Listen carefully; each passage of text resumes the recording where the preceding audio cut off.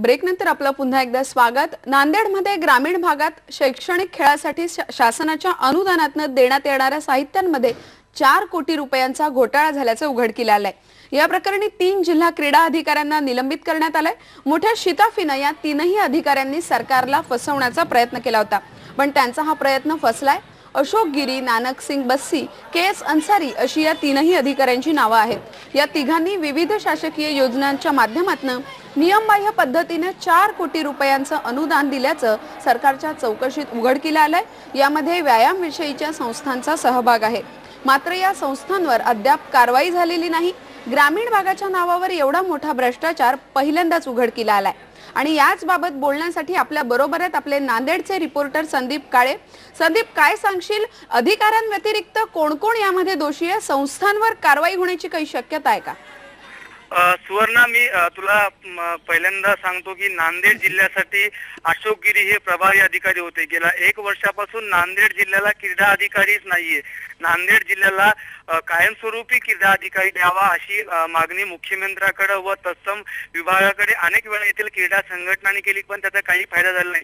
त्याचबरोबर हा जो भ्रष्टाचार उघडकीस झालेला आहे सुवर्णात, साधारणतः 4 कोटी रुपयाचा हा भ्रष्टाचार आहे।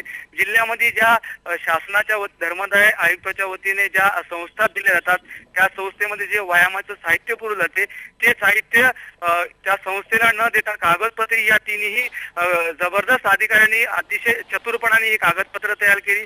या संदर्भात शासनाला शंका आली। शासनाने ज्यावेळेस या एकूण पैशाची बेरीज केली त्यावेळेस हा आकडा 4 कोटी रुपये मिळाला वसुंधरा। आणि विशेष म्हणजे हे काही 3ही अधिकारी यामध्ये नाहीत। ज्या जिल्ह्यामध्ये 200च्या आसपास संस्था आहेत त्या सर्व संस्था यामध्ये सहभागी आहेत वसुंधरा। संदीप, तू म्हणाला की व्यायाम संस्था पण यामध्ये सहभागी आहेत। कोणकोणत्या व्यायाम संस्था आहेत? त्या कोणत्या राजकीय पक्षांच्या आहेत का?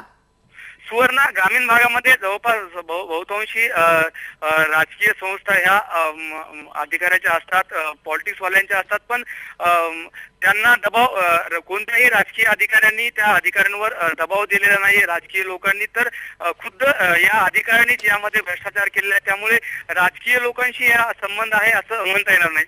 धन्यवाद संदीप। संदीपने आपल्याला माहिती दिली। 4 कोटी रुपयांच्या घोटाळ्या प्रकरणी 3 अधिकाऱ्यांना निलंबित करण्यात आलंय, पण कोणत्याही संस्थेवर कारवाई झालेली नाहीये, ती होणं अपेक्षित आहे अशी माहिती त्यांनी आपल्याला दिली। फक्त IBN लोकमत।